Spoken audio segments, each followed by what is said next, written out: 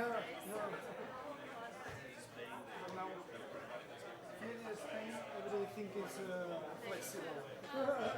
And later than in Europe, in the rest of Europe. That's why I was later also this morning. No, it's funny, I'm not used to Google Maps, so whenever I look on my mobile Google Maps, I think it's the direction I have to go, and it doesn't, I don't know how they have north-south directions different, or because I have a very good orientation.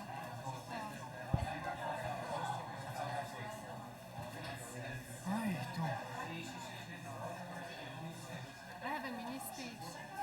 I like it short and precise.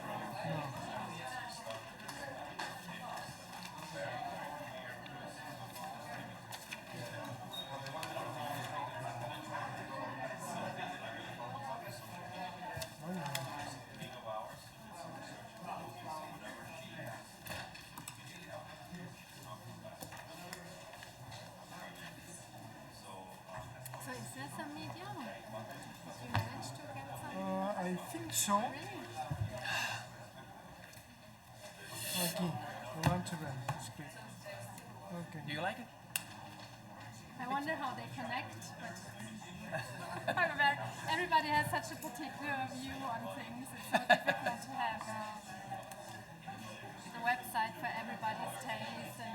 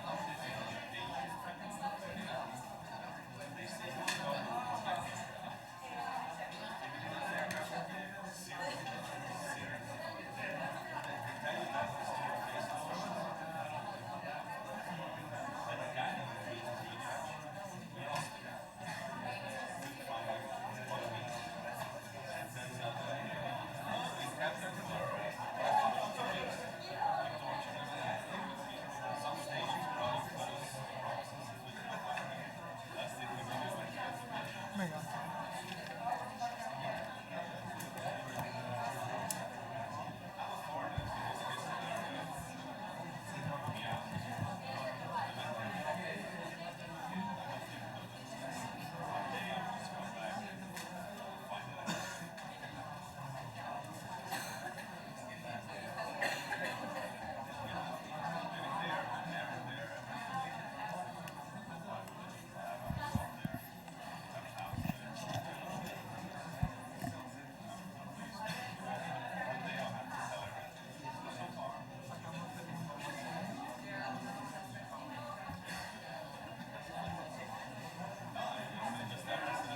Quina hora és?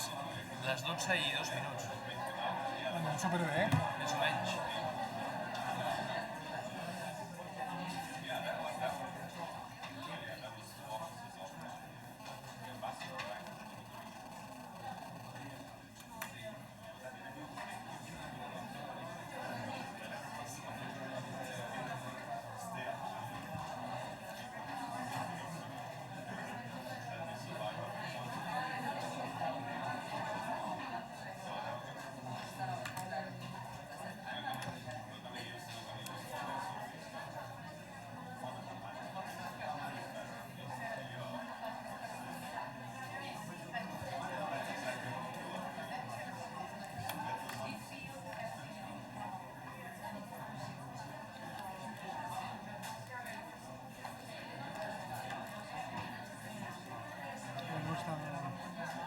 Que la sala està prou bé.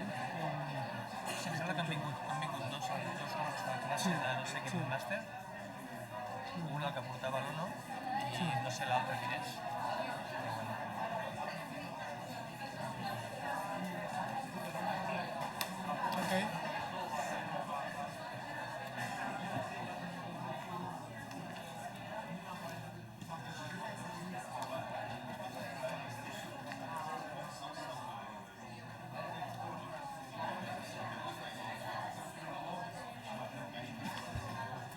Molt bé. Bon dia a tothom. Hola, no. Bon dia. Welcome to everyone. Welcome to the European Institute of the Mediterranean. Thank you very much to be with us today. And I would like to start this launching event to thank the government of Catalonia, the City Hall of Barcelona, and the Spanish Minister of Foreign Affairs, to their continued support to the activity of the IEMed and that allows us to accomplish our mission.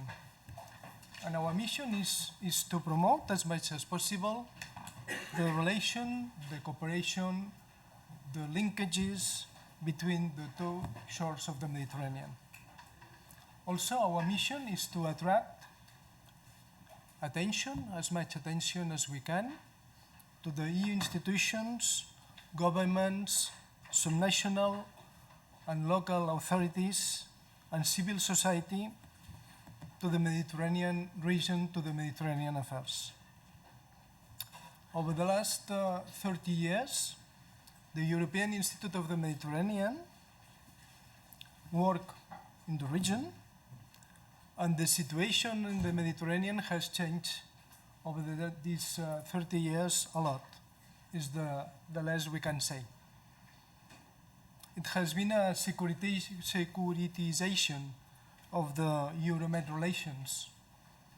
And at the same time, we assisted to the rise of violent extremism, populism, radicalization, and different kinds of discrimination phenomena.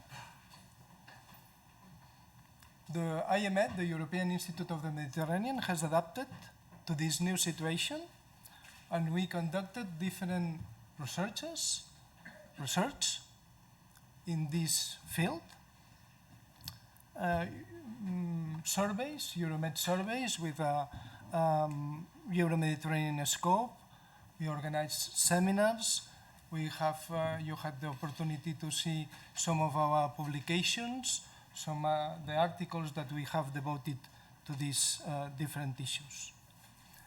Building on this IEMed background and with the rich expertise of our partners, we conceived this Connekt project that is funded by the European Commission. And I would like to highlight 4 main characteristics of this project. The first one, the interdisciplinary.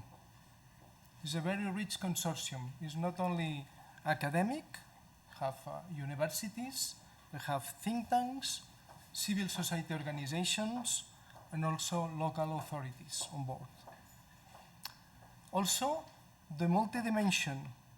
We will work at the macro, meso, and micro levels, paying special attention to youth, indeed, and to women as actors and not only as objects of research. We have, and this is the third characteristic of our project, a clear de-securitization approach. And the fourth one, that we will focus, in addition our work, in addition to the applied research, to the prevention, and to practical recommendations. I think this is indeed, we will develop a little bit more what are the main characteristics of our project, but I think these are the 4 that define the best our initiative. Thank you very much, and now I pass the floor to Kerstin Wild to do the introductory remarks. Kerstin, she's project advisor for projects on employment and social inclusion in various contexts at the European Commission and the Research Executive Agency. Thank you. Kerstin, the floor is yours. Thank you very much. yours. So, dear Director General, Mr. Ferré, dear Director Bertrand, dear press colleagues, students, I see many, and dear scientists, we were already talking this morning. Thank you very much for this kind invitation. Beautiful building, beautiful weather. It's always a pleasure to come to these kinds of events, and especially as Connekt has managed to write a proposal which was really outstanding and very good. And they have now 3 years, a good 3 years, almost 3.5 years, to do their research. And we are very keen in the European Commission and also in the European Executive Research Agency to follow on the project, really to monitor it, and to see the first outputs and outcomes, and to talk with our scientific reviewers and the scientists about the progress in the implementation. With this call for proposals, the scientific proposals here in this core topic, we are really looking for academic, empirical, and interdisciplinary research, as Mr. Ferré already said. And our aim is really to understand the various factors, such as historical factors, geopolitical factors, socioeconomic, ideological, cultural, psychological factors, and also demographic factors that drive conflicts, and maybe also violent extremism in the Middle East and in the Balkan states. As the President of the European Commission, Ursula von der Leyen, announced some few days ago in the Commission Work Programme 2020, a union that strives for more, she said, I'm citing, "We need a stronger Europe in the world.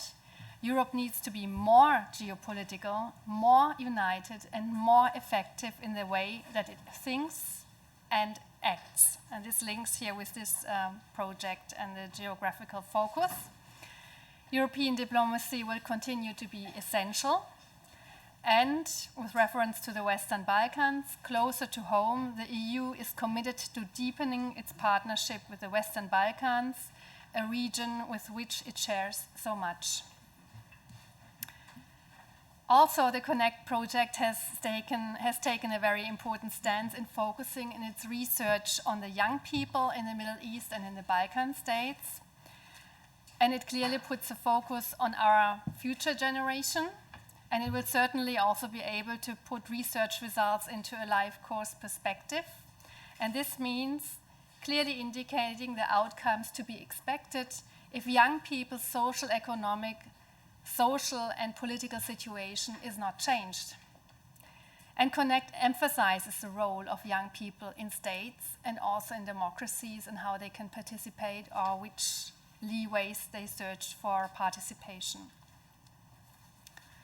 I have really the pleasure to be a project advisor for many projects dealing with young people. And it's not only doing interviews with young people, but it's really co-creating with young people. They are part of research. They should understand the research that is done.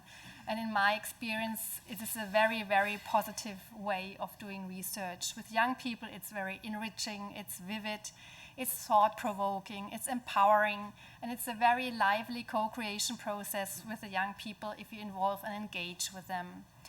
And my deepest wish is that young people also feel an ownership in being part in research and also in the results.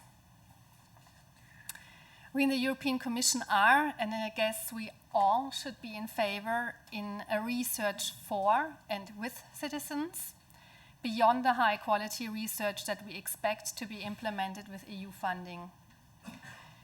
EU funding, to conclude, offers researchers in the EU and even beyond, as you can see here in the consortium, an outstanding cooperation. Here in this project, researchers from 13 countries work together and deduct then from their findings on the ground. This is an EU added value. I have in almost no national research funding such an opportunity to collaborate. And you don't have such an opportunity for impact for policy making and politics. We in the EU offer very soon the biggest research funding opportunity worldwide.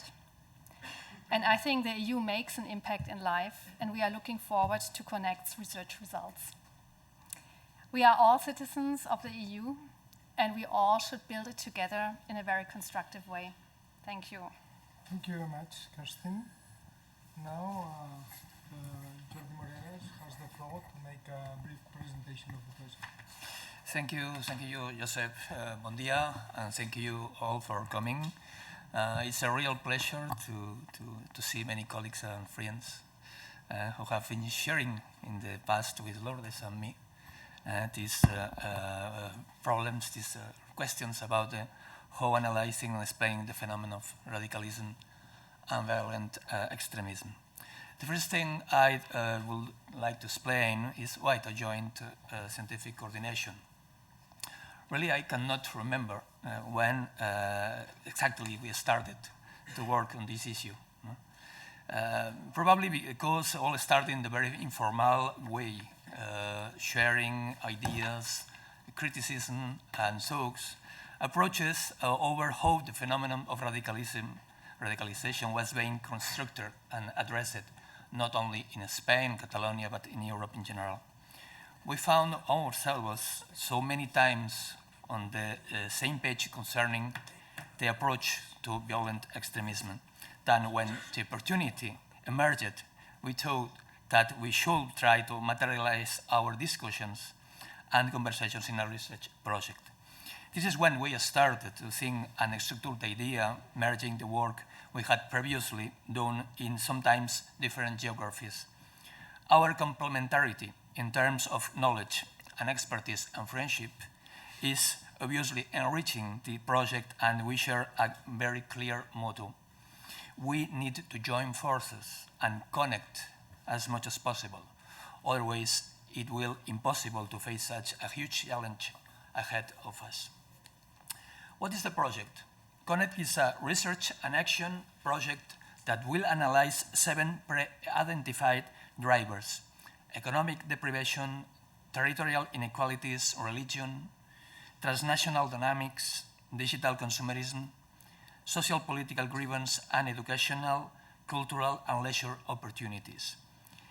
These drivers drive a comprehensive multi-dimensional map of drivers of violent extremism among young aged 12-30 years in MENA and Balkans.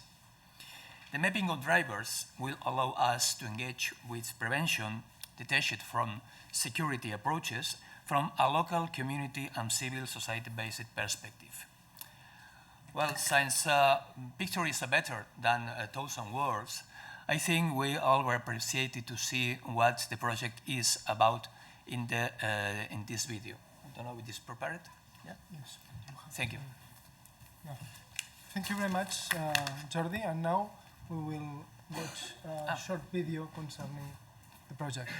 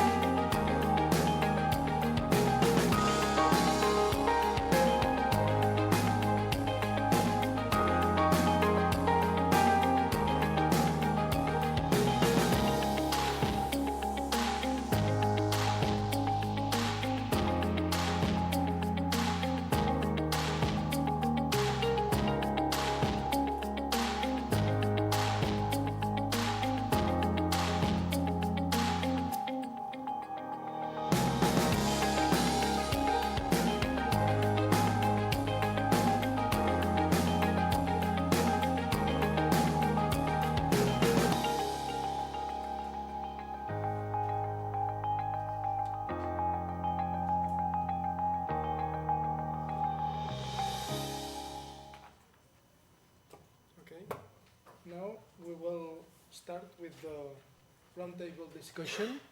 So I ask Lourdes, Marco, Tasnim, Luzim, and Corinne to reach the stage.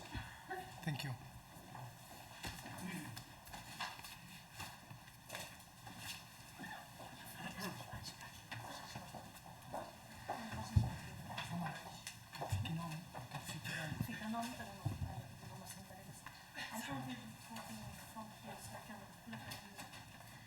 Okay, let's go to the second half of this event. This is the part where we want to start discussing with the main elements of the project. As you have seen, this project is mainly 8 target countries, 4 in the Middle East, North Africa, 4 in the Balkans. It's 7 drivers that will be analyzed, and particularly not only their weight as drivers, but also the interplay that is established among different drivers. 7 drivers, 3 levels of analysis, macro, meso, micro, and obviously many questions, many research questions. So some of these research questions that we have in the project, we wanted to start discussing them and sharing some of these ideas with you. And for that, we asked some of the members of our consortium to come up with us, okay? Obviously, it's impossible. We are 14 members in this consortium, so it's impossible to have a discussion in half an hour that might be productive. So we have a sort of sample. Okay, we have representatives from universities, representatives from civil society, representatives from the Middle East, from North Africa, and from Europe and the Balkans. Okay, and for us, we have this discussion with Corinne Torrekens from the Université Libre de Bruxelles, from Belgium, with Marco Pinfari from the American University of Cairo, with Tasnim Shirshi from the Jasmine Foundation from Tunisia, and with Lulthim Pesi from Kipret from Kosovo.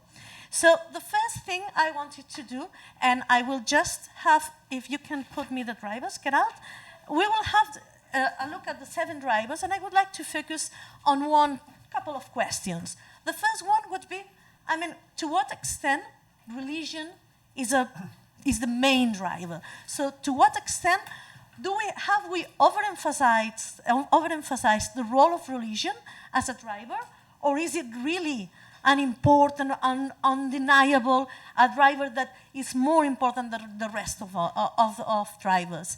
On the other hand, does religion, the link between religion and national belonging, play a particular role in the field of extremism and radicalization? So with this idea of the role of religion and the role of identity, belonging, and religion, I would like to ask, and maybe I will start with Corinne, if you like, to ask you, what do you think about religion and as a driver, and what do you think about this link between religion and identity and national belonging? Okay, thank you very much for this. It is a very good question because it is a very contentious question, the link with religion, with what we call mainly religious fundamentalism, especially regarding the Islamist fundamentalism. It is a highly contentious debate, a highly discussed debate also in the scientific and academic literature. If you know a bit what is the public debate for the moment in France, for example, if you know it, it is highly contentious. And also the link with identity, the belonging to the national society, also with citizenship, with the very feeling of citizenship. And I think it will be one of, for me, one of the main interesting aspects of Connekt is the fact that we have different countries with different contexts, but also with different histories regarding not only extremism, but also with democracy, with political pluralism, and so on. So it will be very interesting to see how all these different contexts will enrich and nourish the academic and scientific world regarding religious fundamentalism, because we will be able to test this hypothesis in the project and during the project. Thank you, Corinne. Lulthim, how do you see the issue? Particularly, I think it's very interesting, the issue of national belonging, particularly you that are coming from Kosovo. Yes, absolutely. Well, first of all, thank you very much for inviting me to be here and to be part of this consortium. I'm very pleased to be in Barcelona. I would like, first of all, to say a few things about demographic composition of Kosovo in order to understand what I'm going to say in my further elaboration. Kosovo has around 2 million inhabitants, and more than 90%, around 95% are Albanians. And the rest are Serbs, Turks, Bosnians, and a tiny community, we call them Gorani, but they identify themselves in different ways, sometimes as Macedonian, sometimes as Bulgarian. So this issue of identity, in the end of the day, is how people do feel about themselves. The identities, I think, are not imposed, but they get reshaped by the social conditions and the other circumstances which do influence us. Regarding religious composition of Kosovo, so it is around 95% are Muslim, nominally Muslim. 1.7% are are Catholics, and the rest are do belong to Christian Orthodoxism. But moving right now to explain a bit the relation between religion and national identity. Albanians are maybe the single people in the Balkans which do have a secular nationalism, a nationalism which is not connected to religion. For Albanians, so to be an Albanian, it means that first you are Albanian and the religion is of personal issue of personal belief or of secondary importance. And this has been so since the late 19th century when at the time Albanian revivalists took an effort to build Albanian nation. When it comes right now, this is the situation in Kosovo. But when it comes right now to relation between religion and nation, in essence, in Kosovo, this is a very contradictory issue, because you may well know that there have been quite a large number of foreign terrorist fighters who went from Kosovo to the conflicts in the Middle East. But in essence, in our findings, in the research that we did, we have found out that actually these people who went there, in essence, they don't feel Albanian. They feel as a part of what used to be called nowadays a part of Muslim Ummah, because they have rejected how to say their national belonging as Albanian. So this might be a quite interesting issue which can be further analyzed and studied as maybe a special case. So this is more or less. Thank you, Lulthim. Marco, what's the vision from the Middle East, from Egypt, concerning this driver of religion? Well, it's an interesting big topic, Lourdes. It's quite dangerous in a way. Try to be, how can I say, diplomatic, given the circumstances. No, I mean, there's obviously an argument about a connection between religion and extremism that goes to the idea that religion tends to create these cosmic wars, right? So this opposition between different absolute goods and absolute evil, like that sort of polarity. And also religion also includes the reenaction of ritual violence often, and we do see that quite a lot in the region, not necessarily in Egypt, but elsewhere. What I think this project will bring to this understanding is one very important thing, which is, I mean, it's not entirely clear from this model because you see all of these factors somewhat in parallel, but it's clear also from our conversation that religion is an intermediate variable to a large extent. So you do have factors, and you have as well here in the graph, when you, or in the scheme, you talk about territorial inequality, socioeconomic inequalities. One of the big things that this project can bring also to how states like Egypt at the governmental level understand terrorism and extremism is that there's factors that cause certain political and ideological positions to come into being, and religion can be a medium through which those are developed and articulated. There's also a second point about the relationship between religion and national belongings that you mentioned. When you have a country like Egypt that has, or has had, we're not entirely sure because there's no official reporting from Sinai, as we all know at the moment, but it used to have a branch of this so-called Islamic State on its territory. So religion can put the patriotic or national belonging of individuals to the test by creating an alternative political entity to which people declare their allegiance, in this case, an alternative state, right?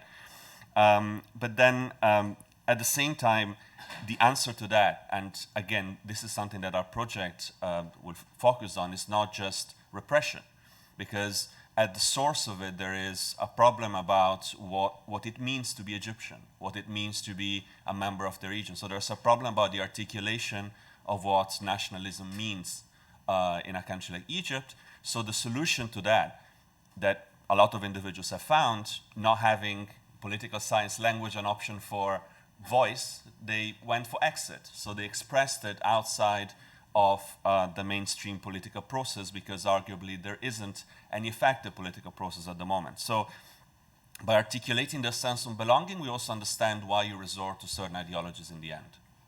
That's very useful, because I wanted to ask Tasnim, why do you think it's important to include these political grievances as a driver? And in fact, which is very important, is our project is not giving these drivers as fixed drivers. It's challenging the drivers. So the idea is testing them and seeing to what extent, finally, at the end of the research, they will be considered like full-fledged drivers or just elements interacting with more relevant drivers. So the idea is why socio-political issues matter or are considered at the beginning as a driver. Tasnim. Okay, thank you.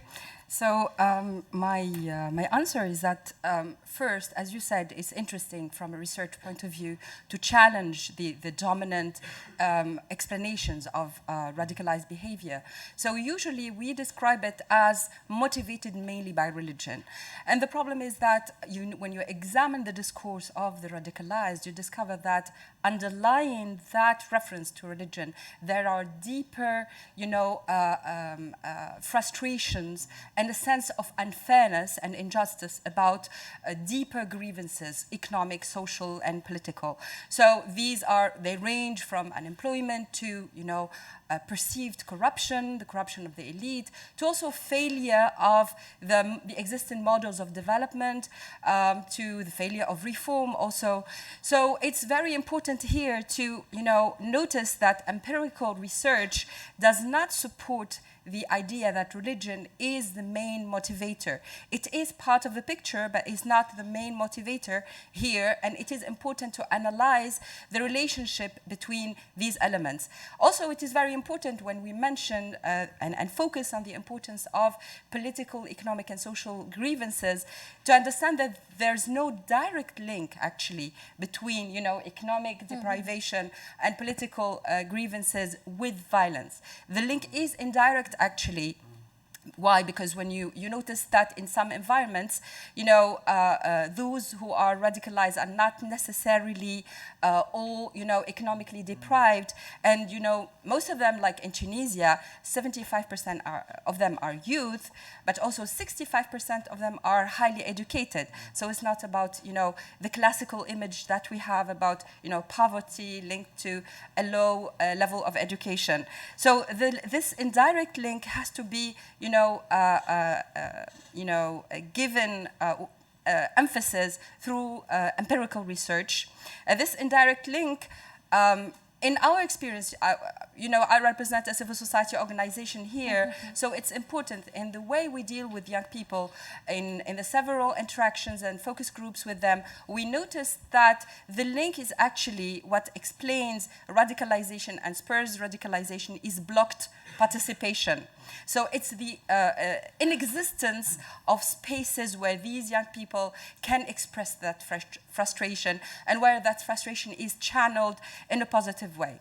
And since the project is actually focusing not only on research but also in action, so I think the policy recommendations for prevention should go also to how can we, on the three levels, the individual, take care of the psychological effects of these grievances, and allow a sense of self-esteem to be formed for these young people in order to, protect them. Also, on the level of their social roles, enable citizen formation.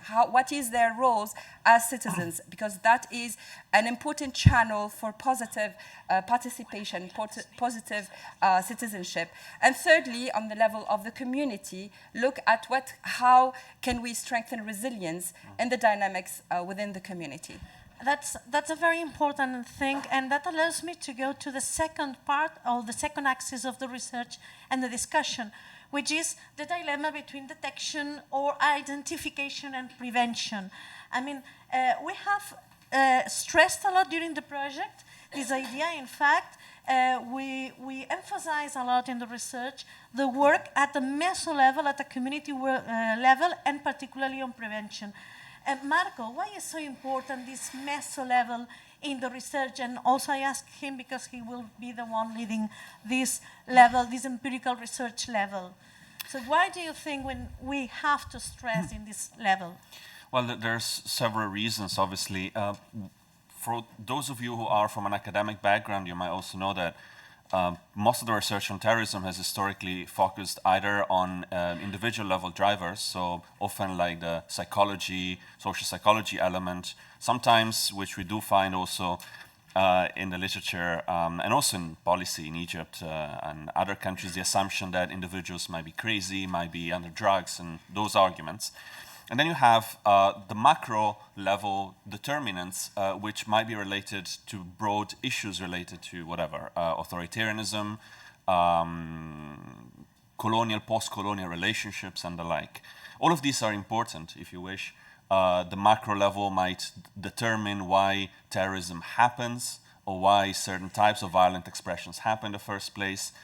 The individual level might explain why it happens in a specific moment in time, why a specific guy, why a specific month. But if you want to understand how those grievances get articulated, you need to work at the level of what we call the meso level, so at the level of social groups, at the level of political communities. And again, this is a very important point about articulating a grievance, right? And I think there's a common sense here that you might have a grievance that is fully legitimate, and not having the chance of expressing it puts you in a position where you turn towards a violent ideology sometimes. And the phase in which that transition happens is in between the macro issue and the individual decision, which is where we're trying to do, or focus, I think, substantially, because it's in two different phases, right? We're going to come back both at the beginning and towards the end of the project on this. There's also a second point here, which is this is also the level at which you can make the most impact in a way, because obviously the macro level issues, sometimes you cannot do much, and one may say we should not even do much. We're not in the business of imposing a regime type over a government. I mean, that's not our business in a way. At the same time, individual level, there are individual level issues. So, I mean, we cannot engage with every single person that might be taking certain decisions, but we can engage with social groups, we can engage with communities, we can engage with processes through which those grievances get articulated. Thank you, Marco. And now I go back to Tasnim just 1 second, because I know that you were very much focused on this community level. We were very much interested also with the driver, with the cultural, leisure, educational driver, and on the need in working at the community level. What, in your opinion, to what extent it makes the difference regarding what is being done in the field of violent extremism and particularly prevention. Thank you. So, why is community important? This is the main issue here. So I think that we focus usually on individual paths towards radicalization. And from a European perspective, there's a focus also on the national level, national data, and which environments are more conducive to radicalization. What is left out here usually is the meso level, the level of the community.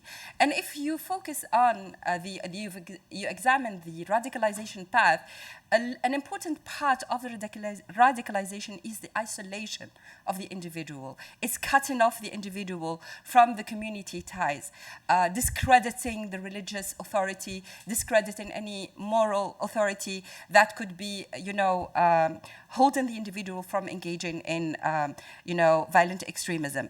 So here, it's common also this aspect of isolation is common not just with the radicalized violence, but also with other types of criminality. There's always this isolation and creation of an alternative community. So we have to focus on the community level.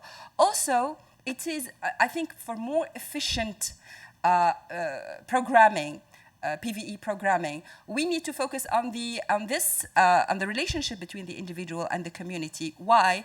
Also because the drivers, they work differently in different environments. We have had research in the past year and compared different communities and have seen that the same drivers do not lead to radicalization according to the strength of community bonds and community ties. So this is an important element to take into account and create, I think, a dynamic, framework for research that can adapt to these specificities in the different communities and take that into account. Thank you, Tasnim. In fact, Connekt grants a very important role to youth and women in the field of prevention, not as target of prevention, but as agent of prevention, as a relevant, legitimate voice in constructing prevention strategies. And taking into account that we have a quite young audience here and women's presence in here, I wouldn't skip the opportunity to ask you, to what extent do you think that there's a specific role that has been neglected until now for youth and women in the field of prevention of radicalization and violent extremism? Do you think that we have invested at least something in this field, or that we are starting from scratch to build some more legitimate voices in prevention? Who wants to deal? Yeah, Luthin, please. I can say something about youth, and it's because once upon a time I used to be ambassador of Kosovo to Sweden, but I was covering Iceland, and also from Stockholm. And I have learned in a very interesting experience in Iceland, which they did have with youth, because youth used to drink a lot. So the becoming drunk was like a fashion in Iceland. And how community organized in order to prevent youngsters to drink. First of all, they started a community organization at the very local level by parents. They were not letting young children to enter into the bars and to get drunk. But what the authorities of Iceland did after that, they started to engage massively youngsters into the sport activities. And since then, it's interesting, right now, Iceland is a kind of big power in soccer, in European soccer. And the genesis of that started exactly at that time. So it was during the 80s and the end of 80s when this started. What I'm trying to illustrate with this case of Iceland, that how important it is to engage with youth. And it is very important, youth, youngsters, to have channels of how to say, of letting out their energies out. Those energies can go in positive way. They can go also in destructive, if I may say, actions. But I would like also to add in something regarding radicalization in this case. We shall not forget the ideological role of religions. If they, at a certain point of time, they take the role of the ideology. Like, for example, how the doctrine of Wahhabism moved into an radical ideology, we will not understand the very nature of radicalism that we are facing nowadays. And we shall not forget also in the social context when those radical movements started within the Islamic world. I had to educate myself in the recent years about it. So if we just look at the first radical preachings within Islam are of the 13th century, people who are educated in this field, they know that Taymiyyah, who used to be a scholar of Islam at the time, started to preach about jihad, about radicalism. What happened in the 12th century? The Islamic world was actually moving into the collapse. Then, just another point, Wahhabism. It is the end of the 18th century and beginning of the 19th century. It is the time when the collapse of Ottoman Empire started. And we do have recently what started with Bin Laden and ended up with ISIS. I think that it's very important to understand historical and social social roots of Islamic radicalization for the job that we are doing. Yeah, the interesting thing is that we will not only focus on religion processes of radicalization, we will take into account other sorts, other types, different types of radicalization. And one of the challenges that we have is that we are dealing with 8 very different countries. So each national context will offer diverse variables, diverse elements for the research, and our challenge will be to have a comparative approach. And one of the main challenges, as we are here in Barcelona, and we are leading this project from an institution which is based in Barcelona, is to what extent this project will be useful for us. And this is probably what you are asking yourselves. I mean, how this will benefit my life, okay? And this is something that Connekt has also taken into account very carefully. I mean, to what extent Europe can benefit from the research? To what extent, I mean, and that's a question that I address you all, to what extent Connekt can contribute to the knowledge and the savoir-faire and the strategies that Europe has regarding violent extremism? To what extent it is important to invest for Europe in regions such as the Middle East, North Africa, but also in the Balkans? And to what extent it is important compared to other global actors that will try to have also something to say in this field? And I'm particularly thinking about the US, for example, in the Balkans, and to what extent the US is a very active actor in the field of preventing or countering violent extremism in the Balkans. So to what extent project will be useful for our daily lives and for European citizens? So who wants to start? Corinne, for example? Any idea from Europe? Sure. Easy one. No, I'm sure we, even being an academic, we do not invest our times and our energy in such a project if we are not convinced that it is important, not only for research and academic literature, but also because it is important in terms of policy recommendation. And one of the most aspects for me is just fostering collaboration. It was quite interesting, the first meeting that we had this morning.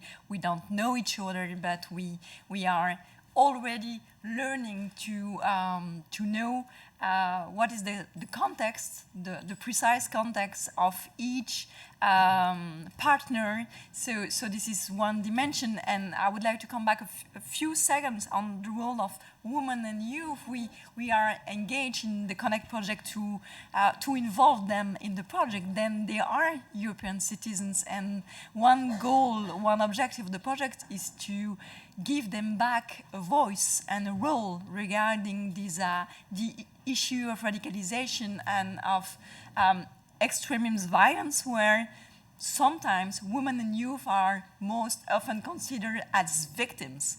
And we would like to not to go in this way, but instead to give back them a role, a voice, and to involve them in the project. And I think it is a very quite difficult, but very interesting goal of the project. Thank you. Yes, Tasneem. May I? So I'm not European, but I might venture.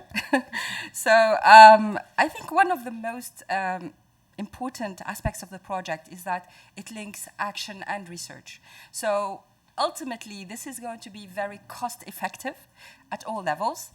We are going to, by linking research to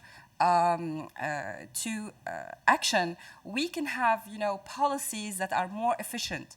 These policies will be based not on theories or, generalizations, but on more empirical data based on comparative studies. So this time, I think this is part of the innovation also aspect of this project, that it is multidisciplinary, it addresses, several stakeholders, but at the same time will give a voice to the populations who are concerned. They are not going to be only subjects of study. They are going to have a voice. They are part of, the whole research in terms of the design of the research and the outcomes of this research. Thank you, Tasneem. Lulthim? I would like to say something about US. Yeah, I was expecting that. Well, US has played a major role in the Balkans regarding fighting radicalism and dealing with the issues of foreign terrorist fighters. They've been very much involved actually since after September 11th, when they started to track different organizations in the region which have had links with Al-Qaeda. I'm talking about hard security right now, what they did. And they've been pretty good on this, I must say. And the number of terrorist attacks in the region have been avoided by capturing people in due time. Because when you fight terrorism, you need only once to fail. And terrorism, as you may know, they need only once to have luck. But in the Balkans, they had not luck. In terms, after the ISIS came to the surface, then the involvement of US has been tripled at least in the region. They have helped all the countries of the region to build the structures and to draft the strategies for countering violent extremism. So in all strategies in the region which are written and right now are official documents of different governments starting from Bosnia, Serbia, Kosovo, Montenegro, and Macedonia and Albania do have American fingerprints. When it comes, and I think that our project has a very special value in this case because it will be of benefit not only to the policy makers and decision makers in Brussels, but also and to those in Washington, if the data will be open to everybody. Because there is, in my opinion, all these academic and practitioners' efforts, they have to be merged in order to get the best effects. And the comparative advantage of our project is exactly because it is comparative in its nature. And I think that it can bring a lot to the understanding the best ways how to deal with the radicalization and violent extremism. Thank you very much. Thank you, Luli. Marco, do you want to add something? Not much. I mean, I think I fully agree with what Tasneem has said. I mean, I think we lack nuanced understanding of these processes beyond, I think, the generalizations that tend to be made specifically from this side of the Mediterranean. I'm Italian myself. I've lived in Egypt now for more than 10 years. And I still see that very much, and even like the top journal, like the top newspapers in Italy, they make macroscopic mistakes sometimes, and just even reporting very basic information about the country, just getting a name wrong, a process wrong. And in this case, we're trying really to counter that. We're trying to approach the whole issue the other way around in a way. We're having a consortium where we are able to work on the ground and then hopefully share findings that are based on that research with our colleagues also in Europe. There's also a second point. I mean, I do obviously work in an academic institution. And as far as I know, no comparative analysis really of the MENA region with the Balkans has been undertaken at such a level. And the standards, other projects that are being funded as part of the same call that will do a similar job. But I have to say, even compared to their consortia, ours is particularly inclusive. So we have a great chance, even at that level, to provide comparative data that simply don't exist, neither to the practitioner community, to the policy-making community, and to the academic community. Thank you. And this is mainly how we are going to end this discussion and open the question and answer time with you, because one of the main things is that, as this roundtable discussion was entitled, filling the gaps in research in violent extremism is something very important. And this is one main huge gap, which is the lack of comparative analysis between cross-regional analysis, is something that we want to overcome with the results of our research. And now I think it's a time for you to raise questions on the project, on the discussion, on curiosities, thoughts, and I will invite all other members of the consortium to answer if they feel like, and also my co-scientific coordinator, Jordi Moreras, if he wants to answer back. But this is the time, so don't be shy and feel free to make your questions either addressed to the panel or addressed to other members of the consortium. So no one, now it's a time that we have to break the ice. Okay, and I could continue questioning them. Yeah, thank you, Xavier Giraud. Yeah, I mean, I'm going to pay something later on to Xavier, sort of incentive or something, just to, not in EU money, that will be personal money. That's for sure.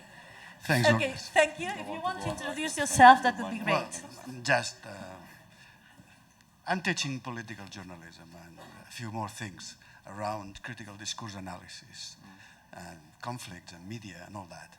That's why you will understand the second part of my questions. The first one is, in one aspect, you spoke about participation. I don't disagree, yes, but I think participation is not enough, because we have seen also a lot of participation in some of the social and political and economic processes that take us to a cul-de-sac, yes? So to participate for what for?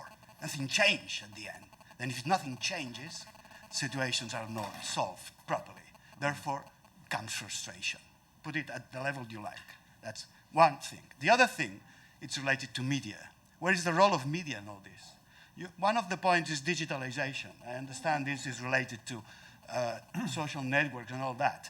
But what's the role of mainstream media in your countries?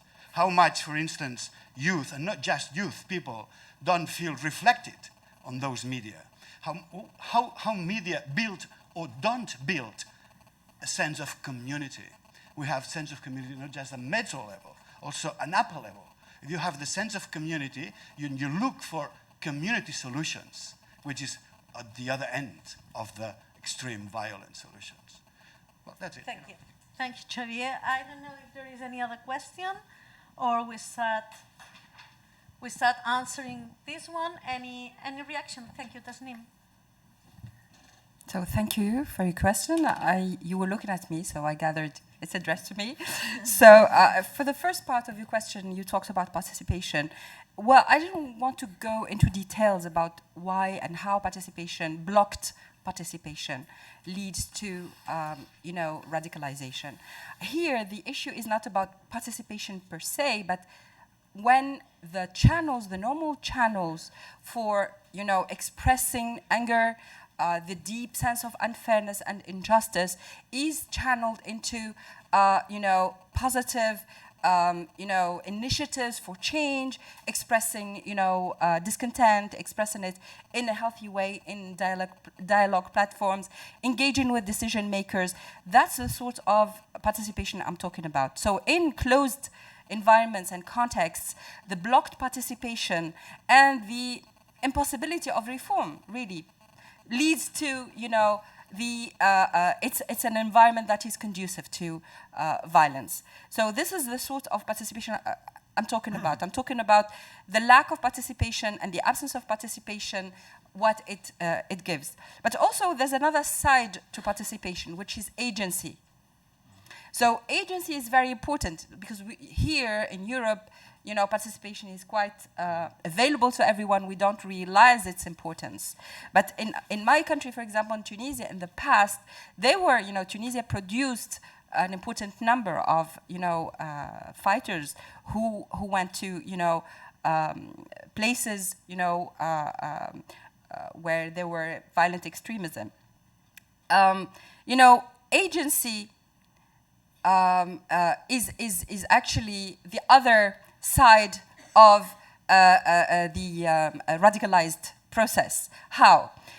When you give young people the opportunity to express themselves, to engage in meaningful participation, in meaningful expression of initiatives for change, that gives them empowerment, and that protects them, from the radicalization. What happens with the radical discourse is that they are given recognition, they are given, dignity and responsibility also within a group, and that responsibility is the other side of the blocked agency they cannot have.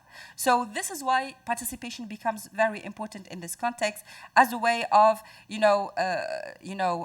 PVE programming. For the second aspect of your question about media, are you asking about the particular context of Tunisia, or? Well, I'll let someone else answer that then. Shall I go? No, I think the point that participation is not enough is very important. Now, in the case of Egypt, that also is reflected in the changing nature of the media environment in general. So I remember the first time I was going to Egypt before the revolution, the big thing was private satellite TV channels. And the latest figures, I think, is that the average person in the country, so including also the average between like young people and elderly, spends 3 hours a day on TV and 8 hours a day getting information through the internet on their phone, for most of them. Now, that raises two sorts of questions. So if the medium is the message, if we want, then, and there's a colleague who said it in the academic setting, but only simplified narratives usually make it through certain types of media channels, as we know. So there's an element there when it comes also to the role of religion, the extent to which it leads to a simplification of the way in which information are conveyed. But the issue of participation comes back here, it's crucial. There's a large extent to which I think social media, certain means of communicating, also sharing information, gives an illusion of participation. You think that you're participating because you're sharing a piece of information. Most of the political mobilization Tahrir in Egypt was through leafleting.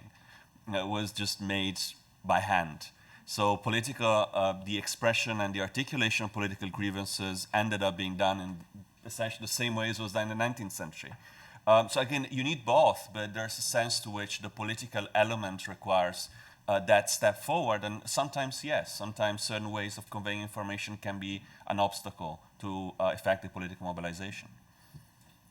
I don't know if you want to add something else, but in fact, with the issue of digital consumerism as a driver, we were discussing this very morning to what extent it was detachable from the transnational dynamics driver that we had already identified.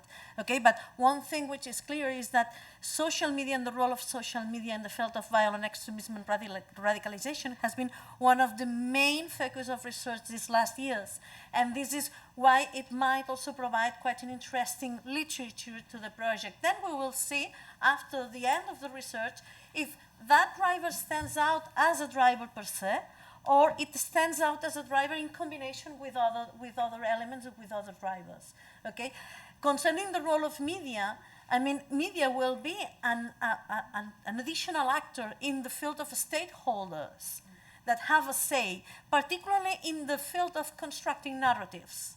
And obviously, we might think to what extent media can eventually become elements or vectors of polarization. Okay, and this is, for example, we see it very clearly in Europe with the issues of Islamophobia, etc., in very extreme and far-right media outlets. Okay, and to what extent they feed extremist ideas. But in this case, we want to see this digital consumerism as an element, as a driver per se. Okay, or as a variable that interacts with other drivers, and this will be the key. And media will be a sort of another actor that will have to be included in this approach, okay, in order to analyze. I don't know if there are any other questions, issues. Yes, Mercè, please.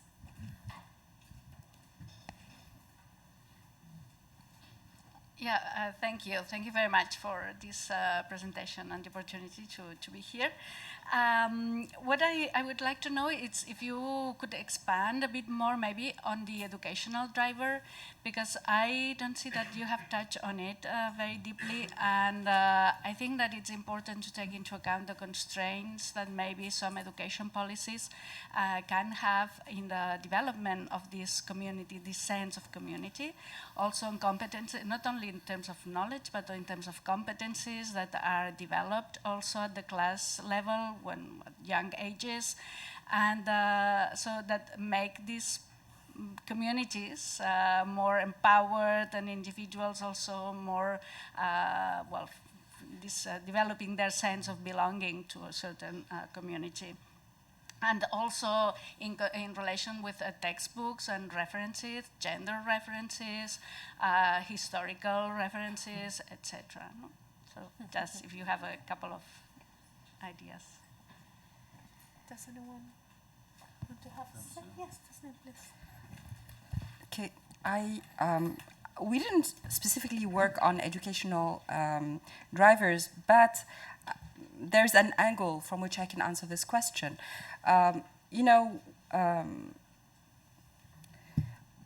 As exactly like individuals, are cut off in the process of radicalization, are cut off from their community, and identify themselves in opposition to the community, and the religious authorities are discredited. Also, the communities are they construct a subnational identity that becomes built on exclusion itself.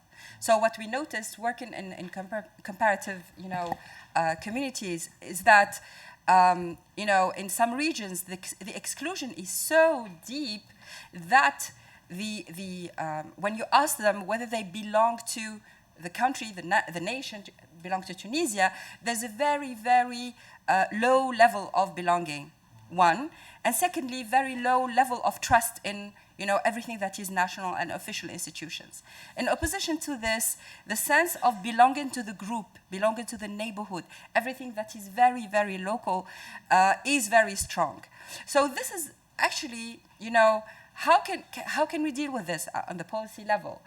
I think here national education becomes very important in giving equal access to everyone, and here where also public education becomes important in, constructing national identities and providing young people with, the necessary repertoire to belong to the country. Because, not just the identity is constructed on this exclusion, but also a typical language is constructed, and typical ways of being based on rejection of the police, rejection of everything that is, of a national level. So I think here education becomes very important, not as a driver, but from this angle, as a prevention, or counterbalancing the effect of isolation and self-exclusion of these subcultures. For me, what is interesting also is in this field, not only seeing educational opportunities, but also cultural opportunities and leisure opportunities.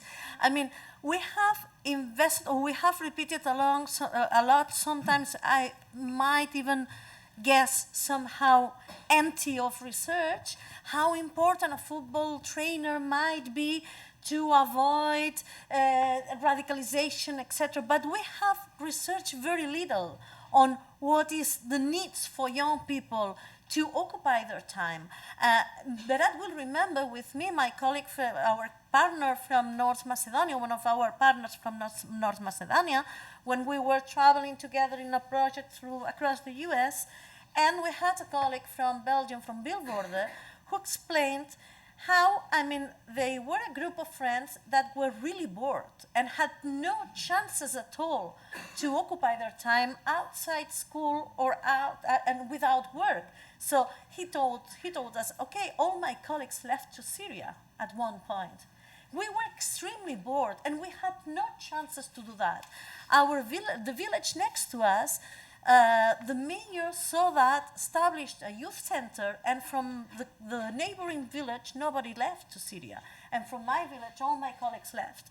And this is something that might seem very superficial, but at the same, I think it's very little research and very interesting. To what extent, youth, and this might help us also connect with the needs of youth. Sometimes we might think this is not relevant. The only important thing is the curricula at school.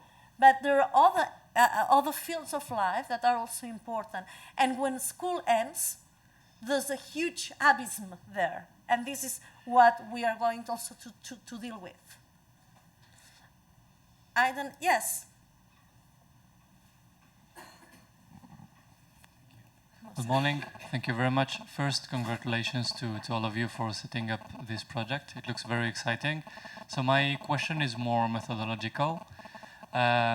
You've dealt with the mezzo level and with how this level interplays with the micro and the mezzo level. So my question is, how do you plan to get to the mezzo level, to the communities?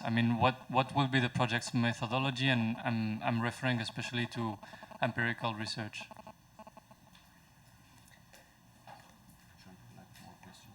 Do you want to, there are any other questions we might join, or we answer this one? Okay, do you want to, I go? Okay, so the methodology is like that. We will start analyzing the macro drivers. Okay, the macro drivers will be literature review, but at the same time will be consultations with the stakeholders, interviews, etc., so that we can draw the picture.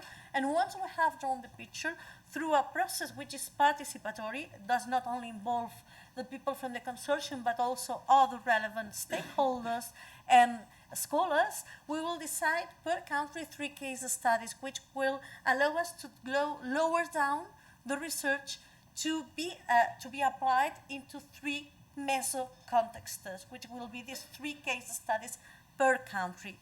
Then once this phase has been done, we will go to micro elements, micro drivers, okay? So the research will be focused on micro drivers. The meso drivers will be analyzed methodologically through focus groups and in-depth interviews mainly, okay? And targeting young people from 12 to 30 years old. And then the micro drivers will be analyzed through a surveying campaign per country. Okay? Once we will have this picture, which is this sort of cartography of the macro, meso, micro, we will go back to the meso. Okay? And from these 3 previous case studies, we select 2, in which we will focus in obtaining information, knowledge on prevention. So we will ask again through focus groups and through in-depth interviews to young people, but not what makes you think radical, but what do you think might be helpful for you in your future? So the idea is we're going to research on prevention. And finally, the final stage is within 1 case study, 1 meso context of these 2 and 3 previously analyzed and studied, we will start the first implementation of the prevention measures that we will create. Okay? So the idea is from research into a first application of the tools that the research will provide and the first testing of these tools at a community level. And this will be done through a participatory approach. So each phase ends with a great meeting involving stakeholders, involving relevant actors in order to decide which will be the focus of the study on the next stages. I don't know if this was clear. Yes, please, Marco. I think it's a very valid point because at the methodological level, it's a sort of a nightmare scenario when you have to do that. I was part of a European project in the recent past where we looked at the role of media, engagement with media in democratization processes. And we had a number of case studies. What we ended up having, so like in this case, you have whatever, 6 or 7 drivers, and you're having 3 case studies, as Lutz has said, you will end up exactly because you want to keep the element of diversity by country, you end up allowing the countries or the team leaders for the countries to choose what is most relevant to explore those dynamics. And then what you do is that you map them against those dynamics. So you might end up that a country has, of those 3 cases, gives you an interesting example of, well, in our case, for instance, for that project about elections, because it's about democratizations, for others civic engagement, but perhaps another country looking at elections is not particularly relevant because whatever, in the case of Egypt, elections are not particularly relevant politically. So you make sure that across the project you cover all of these different dynamics while giving, this is I think the reason for those 3 cases, giving each country the choice essentially of which drivers essentially they want to focus on. And then when you go back and you do just, like you're looking at how to impact on those, obviously you have to be a bit more selective because as we say in research, you know, the more cases you have, the fewer variables you need to have. So in this case, if you want to add the number of variables, you will have to decrease the number of cases. So if you want to understand more what can be done, you cannot do it on all 24 cases. It's a nightmare scenario. It has been done before, and I think we want to keep that balance between covering all of these different dynamics and giving each team the chance to focus on what is specific to their country, so that we don't have this superimposed model being applied uniformly across the board. Yeah, one of the things that we wanted to do is not conceiving this project with preconceived ideas. So where are we going to go? In Morocco, we're going to go to the banlieue in Casablanca. In Tunisia, we're going to go to the border with Algeria. So we didn't want to work with these preconceived ideas of where are we going to find our community context, where to work with. And this is why we have the previous phases to inform that final decision. And that final decision of the selection of case studies might respond to the specificities of each country. I don't know if there are any other doubts, questions. I don't know if there are any other. Otherwise, I will thank you all for being here. I will encourage you all to subscribe to the Connekt newsletter because this is the way we can keep you updated of our work. We thank you a lot for coming with us and supporting us in this launching of the project, and hope that you keep posted with the results of the research. And well, I am sure that we will find other excuses to meet each other again. Thank you very much, and see you next discussion. Thanks a lot. Thank you. It was very helpful. It's good because we have. Thank you, Marco. Thank you.